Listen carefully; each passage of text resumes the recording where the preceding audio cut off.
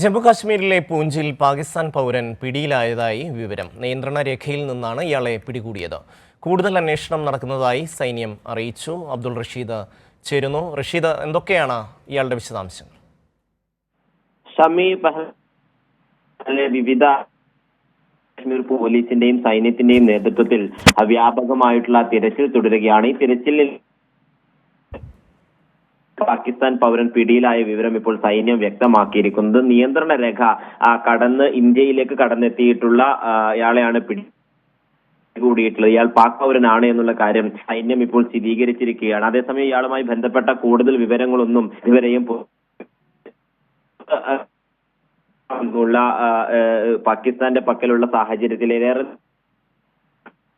ആണ് എന്നുള്ള കാര്യമാണ് ഇപ്പോൾ സുരക്ഷാ സേനയും വ്യക്തമാക്കുന്നത്. കൂടുതൽ അന്വേഷണ ഏതെങ്കിലും തരത്തിലുള്ള സഹായങ്ങൾ ലഭ്യമാക്കുന്നതിനോ അല്ലെങ്കിൽ മറ്റു കാര്യങ്ങളോ ഇയാൾ ചെയ്തിട്ടുണ്ടോ എന്നുള്ള ജമ്മു കാശ്മീരിലെ പൂഞ്ചിൽ പാകിസ്ഥാൻ പൗരൻ പിടിയിലായതായി വിവരം. അബ്ദുൾ റഷീദാണ് വിശദാംശങ്ങൾ നൽകിയത്.